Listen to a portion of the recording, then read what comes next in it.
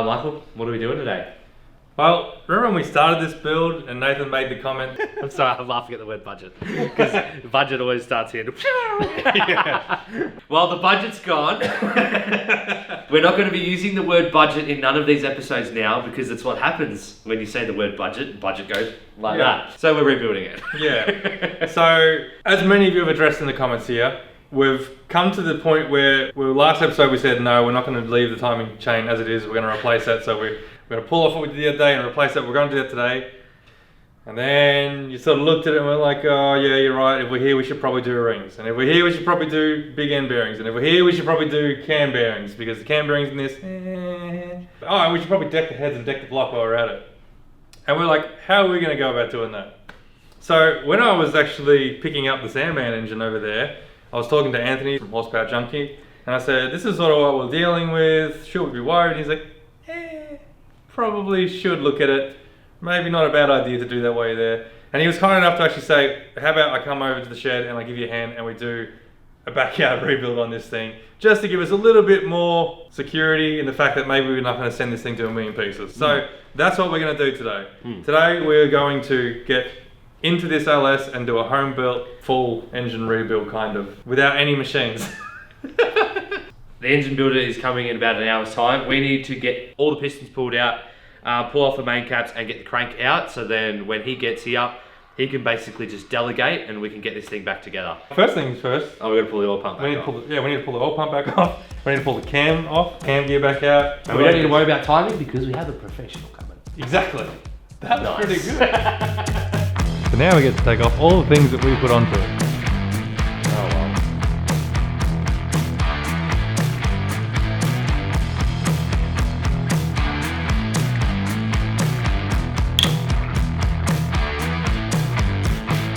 That just popped off all the quicker.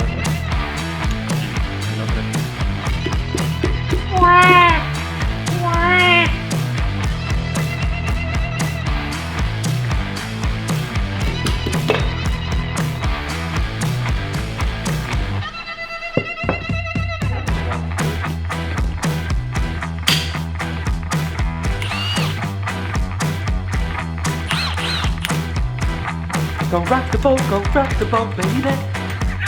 Take my screwdriver. Baby. There you go. Really got one. So this is Anthony. Anthony owns HP Junkie. He's the man that put together the Sandman engine over there, and he's very kindly offered to come down and give us a hand to do our backyard rebuild of the LS. So we're basically at the stage now where we can pull the crank out and put the cam in, or pull the cam back out and start replacing bearings and stuff like that. So yeah, we'll just follow your lead, mate. Just whatever you reckon we need to do, we'll get started. Pop the bearings out, pop the cam out. Yeah, so can we lift the crank out now? Yeah, lift it straight up. Yep. Oh, heavy. He says you can see it's had a bit of debris through it. Yep. Because we saw that when we, oh yeah. In there. Yeah. That's worse. So it's good that we're doing these, huh? Yeah, you can feel it. Yeah. That wasn't as, the one that we popped off wasn't no, as on the big ends it didn't look like that, but the the mains have obviously had a bit more thrown. So we got a new one of these. Everyone said that in their comments that we should be replacing this one, so we did. We got a new one. What will scratch first? Will it be bearings when you're pulling these out, or can you scratch the face of the cam? No, so just the bearings. It's just always bearings that you're worried about? Yeah. Yeah, because it's a roller cam, it's hardened. Yep. So yeah, the soft bearing's always gonna come out second best. Alright, that's our cam that we installed now back out again. Like the circuit spin. So we've just pulled out the cam sensor because Anthony's just saying that if you don't and you try to push the cam bearing out, this actually sticks out past the cam bearing and you can damage it. Like you take top off, I imagine, and then your engine won't start. So that little hole in there is where it's going to sit. So yeah, that would be a trap for young players. That would have been a trap for me. I wouldn't have thought about that. Yeah. No way. Cool, cool. All right, what's next? So Anthony's just said we're going to now pull the dowels out for the head, and then what we're going to do, we're going to flex home it, weren't we? Yeah, we'll give it a flex home. Yeah. We'll just give the deck a quick rub just to knock all the old gasket and everything off. If we rub it, it's better than trying to scrape it because we won't put any gouges or anything in it. Then we'll knock the cam bearings out, give it a final clean, and bang it together. Awesome. We've done that before. That was way easier than I thought that was going to be. Now we're just going to lube her up. So we've got a flat lapping plate here. All we're going to do is rub the deck, because if you do scratch it with a scraper, we'll make a mess of it, and yeah, the head gasket won't like it. So. Yeah, awesome.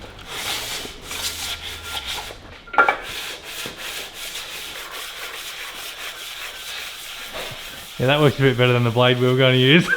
We need a lapping plate. Are they hard to come by? Are they an expensive bit of kit? Yeah, they are. Normally you can buy them from old labs. Yeah. Every so often they'll put them up on the net. Yeah. You can send them out and get them re-flattened. Yeah. And then yeah, probably one of the best tools you can have. That is awesome. Toolbox if you're going to be working on colours. This is what you would call like a hot rod rebuild, yeah? Yeah, that's right. Yeah. Yeah, so if you're at the track and you get stuck, or you're at home and you just want to get your car back on the road, there's nothing wrong with this.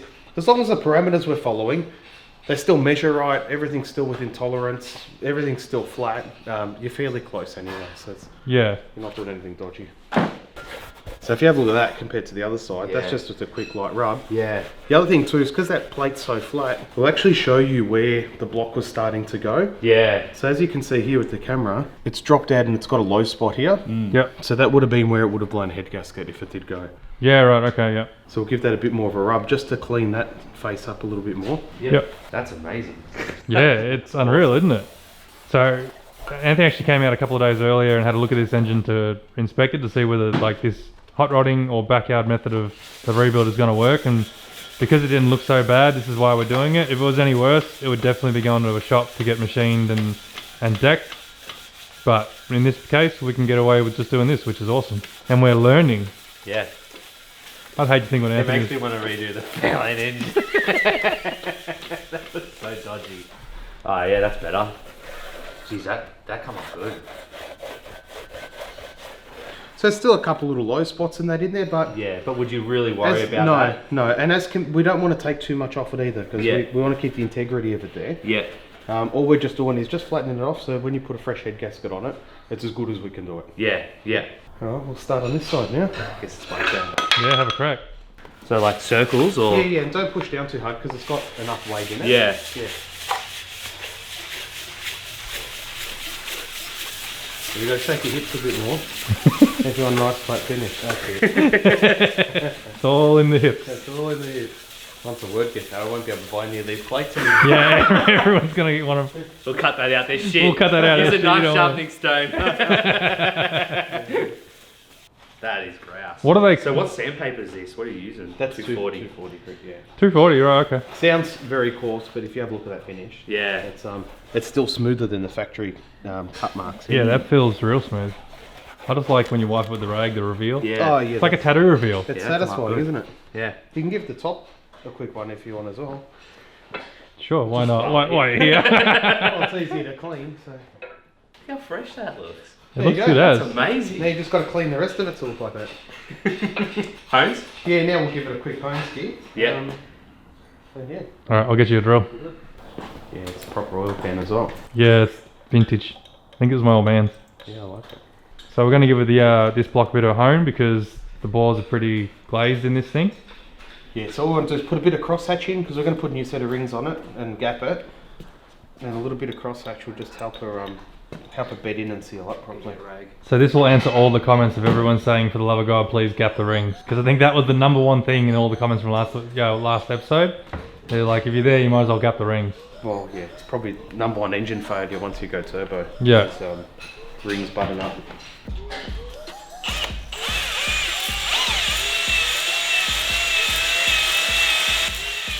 This takes me back to the Fairlane and every 223 I've done.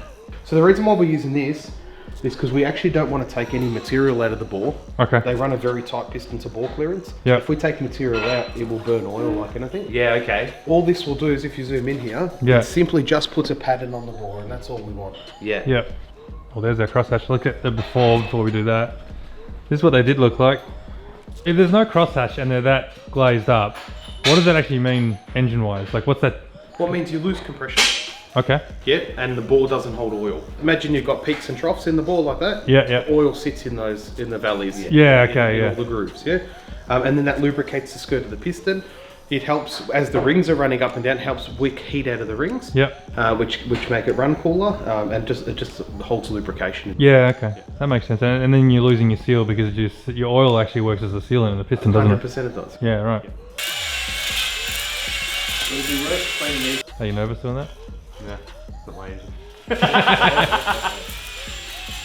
Alright, so the honing done. What's next? Do we look at the cam bearings now? Yeah, now we'll knock them out, and then we'll give her a good clean. Cool. You want to...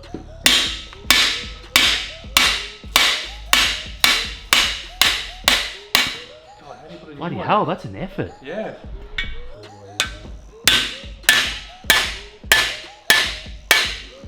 God, all I'm thinking about is like how hard this is to get out. How do you get a new one in without damaging? You're worn down with, you can see how these bearings. Yeah, and you can see how these bearings are actually made. They're actually joined. They're not like one.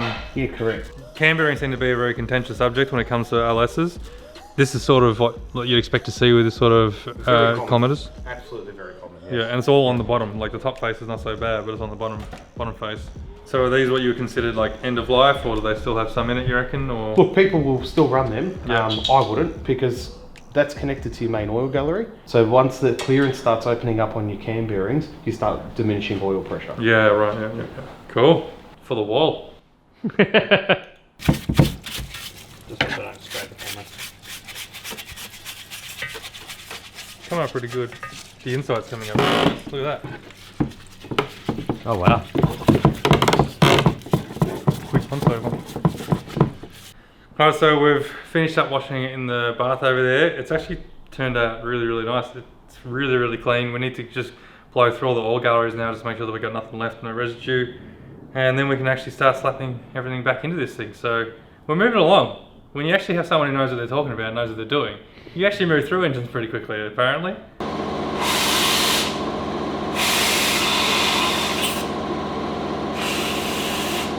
Alright, we are now up to cam bearings. I don't know how to do it. So let's whack them in. I need the big 4-pound hammer though, yeah? So what he has marked is where the oil comes in through the bearing. He's marked a line on it here, and he's marked a line inside the block. Yep. Because the oil only comes in on one side. So he's marked it so then he can see it when he tries to line it up, because you just can't see it. Yeah, that's a good idea. Yeah. Because once it's in, I'm guessing you can't spin it, can you? Obviously, so it's like No. once it's in, that's it. Once it's in, yeah.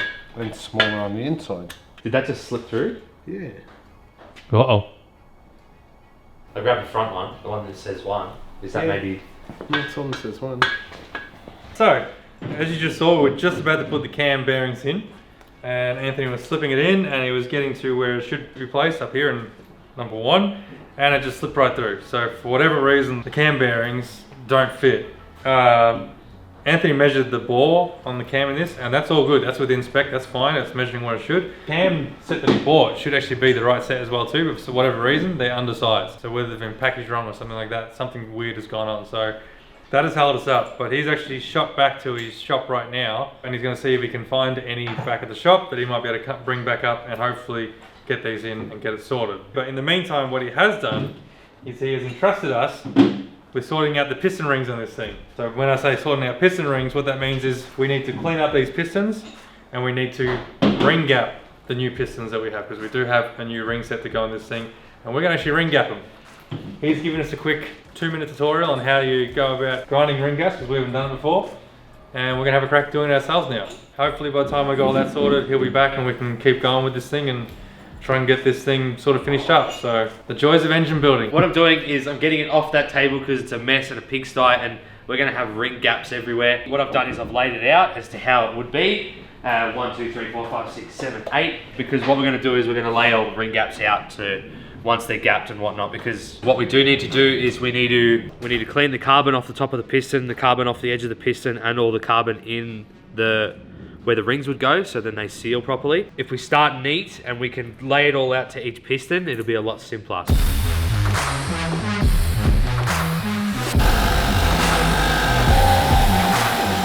we're just cleaning up the pistons at the moment, getting all the carbon off the top, all the sides. We're taking all the rings out of it, so there's no rings, all the rings are removed.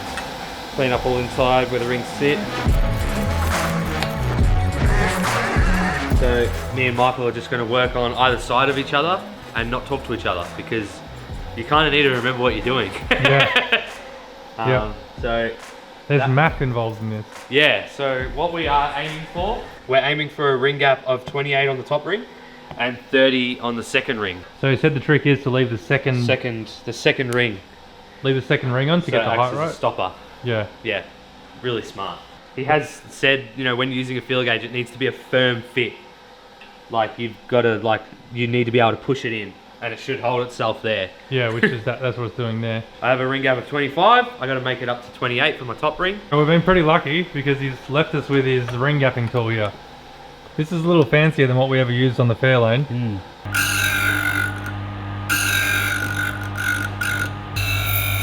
That's pretty straightforward. So we sit into test now.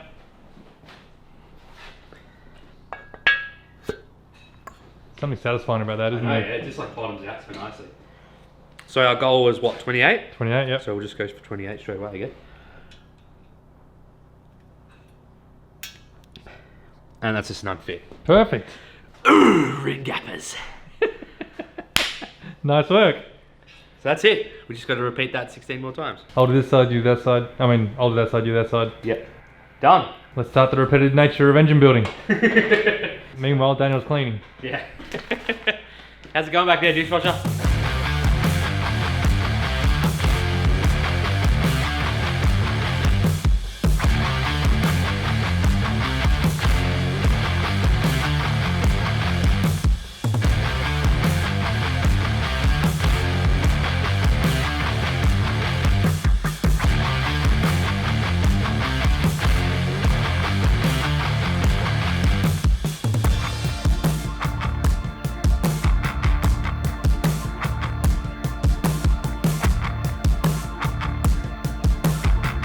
Alright, so we have all the gaps ringed.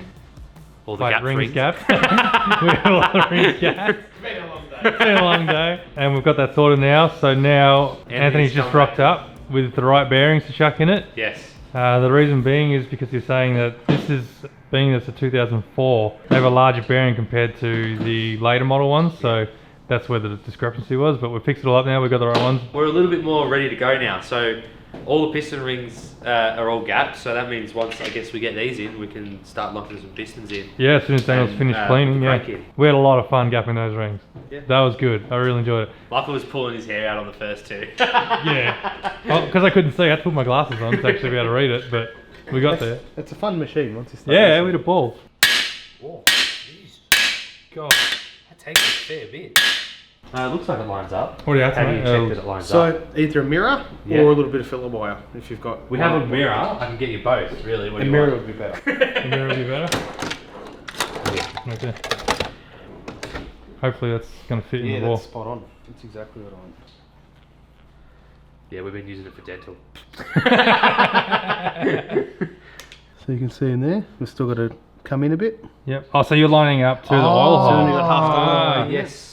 I'm with you, Okay. yeah. I understand now. So there we're right in the middle. Yep. And can you see we're just past the cam sensor as well? yeah, so- yes. Because we're running the wider bearing, Yep. we want to make sure that we're just past the cam sensor. Yes, yep. I don't want to do the rest, you can do it. Yeah, I know, I'm too scared to do that. I've got to get you back into it. I'm just shocked at how vicious that You gotta is. put your back into it, you gotta put your hips into it. That's what engine building all is. I think Full- we're dancing with the stars. I love this thing.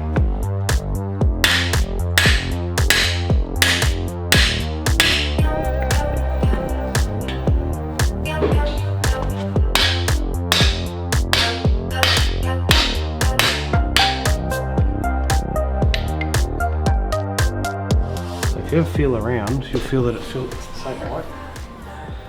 Yeah, you want that all the way around, the same feel, yeah. Yeah, so you've got that same edge all Yeah. the way around. Yeah? That's how you know it's square. Yeah. Now we can try the cam in. Who wants to try that? I did it last time, Dave, so you want to do it? Yeah, alright, I'll do it. Question, did we Hopefully it spins. did we put too much lube on this thing, pre-assembly lube? Yeah, you went a bit crazy. Like, because a roller cam, Yeah, it's not like a flat tappet yeah, or a hydraulic flat tappet. virtually just a couple squirts of oil and it's done. Oh, okay. It's only roller bearings that run on it. Yeah. If it was flat tappet, then yeah, you have to lube it right up. So would that be flat tappet like what we went to that level there? It would be, yeah. Yeah, okay. Yeah. Yes, the only one you have to watch out for is this sensor. Yeah. Feel how sharp that edge is on it. As you go in, it can Shit. hit the bearing. So do you want to have that up so you're not putting weight down on it? Well, you get a feel for it. Okay. You figure it out, Nathan. Yeah, I'll just figure it out, eh? Scary as shit. You can do it. You can do it, put your back, do it. Yep. Keep going. You're nearly there.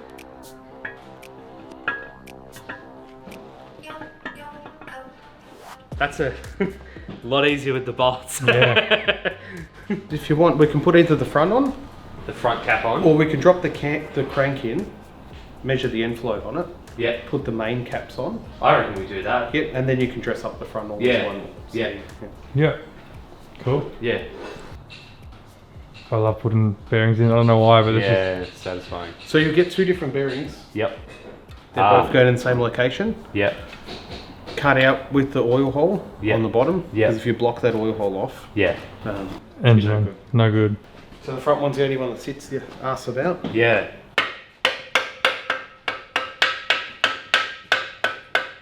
When you're torquing these up as well, Yep. don't use ARP lube on them. Okay. Just oil. Really? Yeah, okay. Because from the factory, the tension they give you is just engine oil. Yeah. Right, okay. So you're going to put ARP lube and you'll over tension it. In like using factory stuff. Yes. But when we use the head studs, That's we'll different. use. You Yeah, use it's different. Yeah. You'll use the ARP spec. Yeah, I suppose that makes sense because they're using ARP lube in Yeah. that, yeah. I never thought of that. Yeah, I've heard that same thing. I've literally watched a dude do it using different lubes and how much one bolt will tension differently with 3 different types of lube. Yeah, right, okay. He's done it with no lube. He did it with like a lube and then oil. Yeah, And okay. it tensions all differently. Called your friction coefficient. That's very scientific. Building engines is science. It He's is. a scientist. Oh, I don't know about scientists. He wears a Scientist. lab coat. Maybe mad. Right, do you want to talk this one down? Yeah. What are you doing to it? I don't know. We'll have to read the Where's the specs. book? I got it specs. Yeah. So you've sort of got to hold it.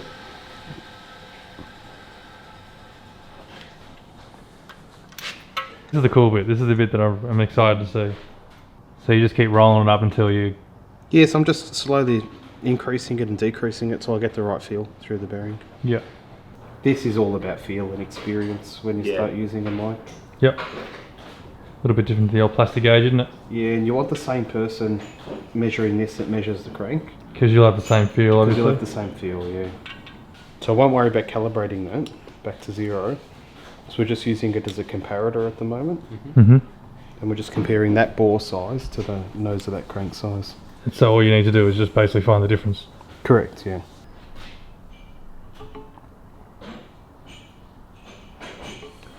So if I just on tooth thou, just like to measure the crank in a few spots to make sure that it's round and Yep. not oval. Yeah, so we've got 1 and 8 to 2 and 2. Which is a little bit on the big side, but for what we're doing, bang green should be right. So we just measured the clearances and it was what, within Yes, it's just on 2. just on 2 thou. So that's good enough for us. So now what we're going to do is we're going to pop the crankshaft back in, so then we can put all the caps on after the dishwasher's cleaning it, and then we can torque them and then I guess go from there. So we're using the special sauce. Special sauce? How much do I put on? Is that enough? Yeah, yeah. Was this one? Oh wow, that's a lot different It's than beautiful. Was this than one our here? crappy lube. No, it wasn't. That's right, they're numbered. That parts washer is amazing. Isn't it? Difference. That's worth a shot. Yeah, look at that. It's not all just the parts washer, alright? It's the dishwasher behind the parts washer. No, it's the parts washer. It's a parts washer. It's those micros. Don't try and take credit for those micros. They're working hard in there. Yeah. I'll leave the heavy lifting to you today. This is a big piece. Come on, little buddy. Whew. So, do we put the caps on and then measure the end float? Yeah, so we'll just Yes. check it. We'll check it now first Yeah. because we've got half a shell in the block. Yeah. Because that will give us a baseline if we've got 5 thou we know that we've got 5 to start with. Yep. Then if we put the other cap on and it closes up, we know that the issue's with that top cap. Okay. Yep. Oh, so it can be actually dependent on either a top or bottom cap. Correct. Okay. Yeah. Yeah. So we'll leave the bottom in first. We'll check the end float. Mhm. Then we'll put the center cap in, which is clean now, and we'll check the center cap. Once that's done, we'll put all the Put the rest in. Cool. Sweet. So push it one way. Set it to 0. And come back the other way. That's way too much. I was about to say, that's a lot. Is that 10 thou? Yeah. All right. Nah, that's a freaking 10 centimeters. Right. So we don't need to measure that. You've got heaps. And that's important in the manual, isn't it? Like, you gotta have that right in the manual. Well, you don't want it too tight, because if it's too tight, you'll cause all sorts of grief. On the loose side, though, you don't want the crank flopping around in the block, Yeah. and getting slammed into the bearing itself. Whereas the bearing just doesn't last as long. Yeah, okay. That's alright. The bearing will probably outlive the rods. Yeah, or the gearbox. Yeah, all the diff. Hey, at least it looks good though. Like that dishwasher's doing a good job. Doesn't dry very well. That could be today's word of the day, dishwasher. Dishwasher.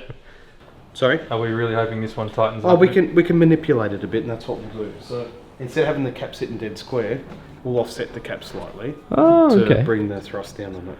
Put some builder's packers between it. Jeez, that dishwasher has done a good job. I know, it looks so good. Is that 0 there? Yep. That's 5. Yep. Between 5 and 6. And you said between 4 Yep. and 6. We're happy there.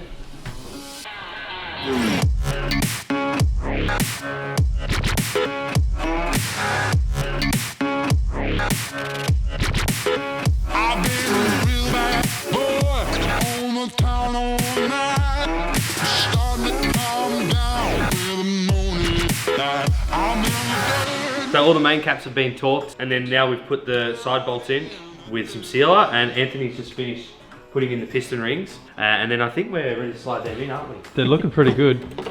Again, the dishwasher's done a great job of cleaning this up. They actually come out really well.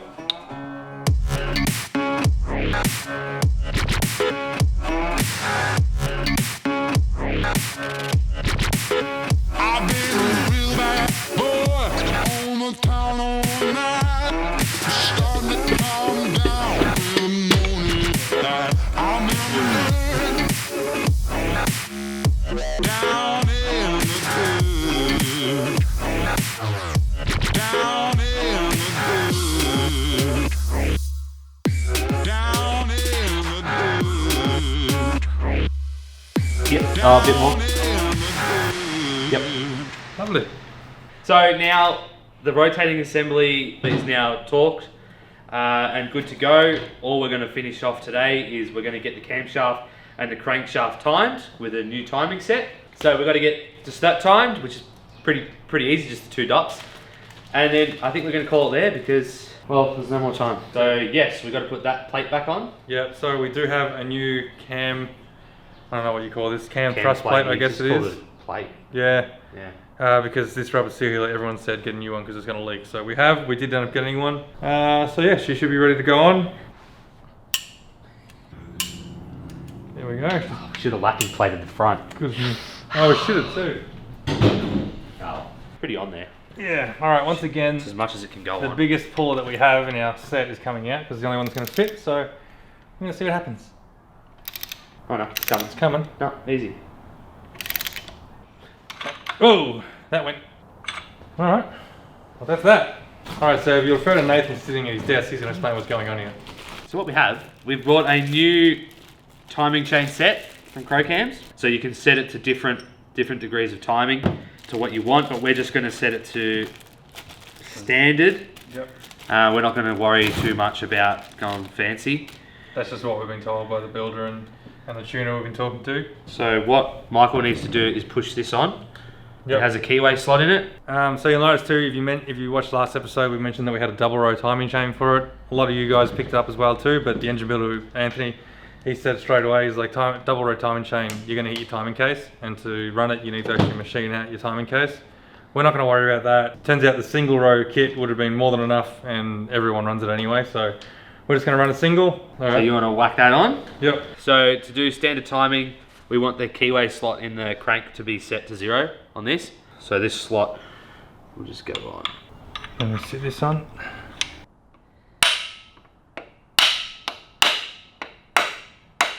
All right, Seated. that's seated, that's much better. So it lines up. That's it, isn't it? So then slip the chain under that and slip that onto the camshaft, do up the bolts, Yep. and technically that should be right. Go on. All the advance. These only get torque to 35 newtons, so not a lot. But look at this. That's better. That's a bit better. Better than Better that the old one. Nanonicker's chain. All right, Daniel, do you want to torque spec it?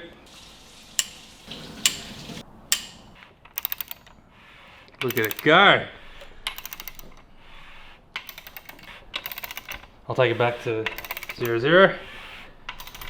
That's it, the timing gear is on. That actually wasn't that scary. I feel like we could do that again. No, you can't. It's impossible to muck it up. Like, to skip a tooth is a huge job. Yeah, well that's it, considering how tight it is. Well, we are back to where we started last weekend. But it's a lot more shinier. There's a lot more new parts in it. Yes, everything's cleaned off, all the carbon's gone, it's got new rings and they're gapped. Yeah, Okay, we're gonna make a lot of people happy now. It was a big effort to get it done today. Yeah. Even with the help of Anthony, we were learning a lot as well. I guess it was a bit of a Learning curve? in-depth learning curve for us. Yeah. But yeah, so we're back to where we were last time. So now it's on to... All the top end now. Well, now it's a long block. So we've essentially put together the long block. It's ready to go. A few more little bits and pieces here and there, but now we actually looks like we could be in reach of actually putting this thing and having it back together by the time we work on this next day that we work on it. We should have it all together. Yeah.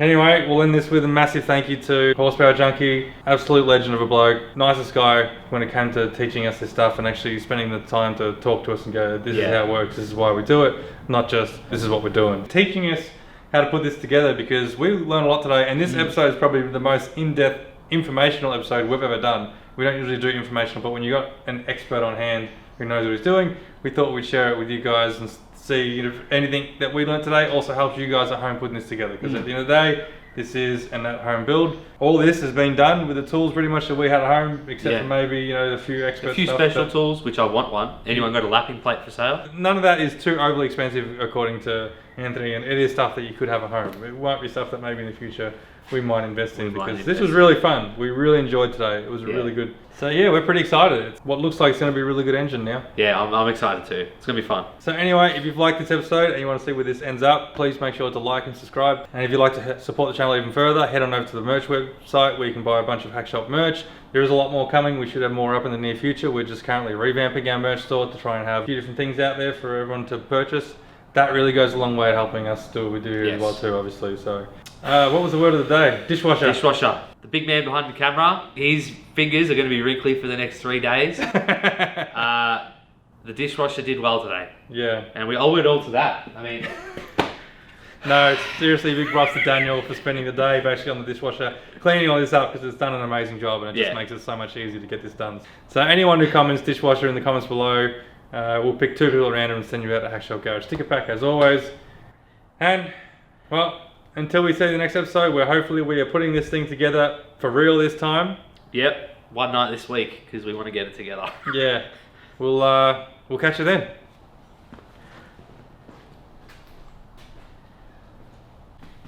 If it hits the floor, you're just hardening it. That's okay. Professional. Stuffing up your order. Do you know which one goes where now? No, I'm all good. If you shut up and don't talk, I'll remember. What Liam said, these engines are built to take a bit of a hard time. Are they? Are they, Daniel? Because we want to put a hard time and we're rebuilding it. Yours stopped when we had to pull yours apart. Yeah, because I did the manly thing and threw a turbo on an engine that had 300,000 Ks and it lasted 2 years. Yeah. Come on. But, oh man, put a turbo on that, let's make 500 kilowatts, so easy!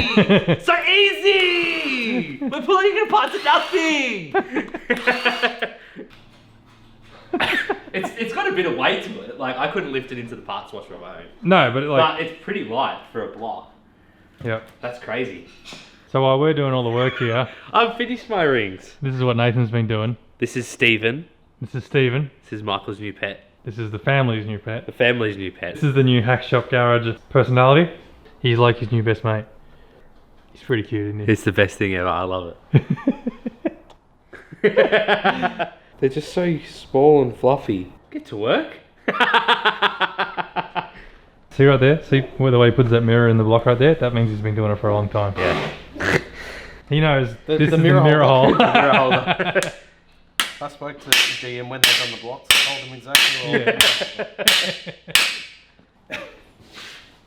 what It's not slippery. It's been a long day. I got blink. But, you know, I don't see anything wrong with this. But, you know, I guess we're changing it. Yeah. Oh, he did look at that and go, ooh, that's pretty bad. I was like, it's within spec. It's within spec. Yeah. The Haynes manual is the guide. I know. The slack, what the slack does is like when you rev it hard, it doesn't put so much tension on the chain. It's variable timing. Variable timing. VVTI. Yeah. Look at that. Beautiful. This is LS VVTI. Anyone want a perfectly good chain?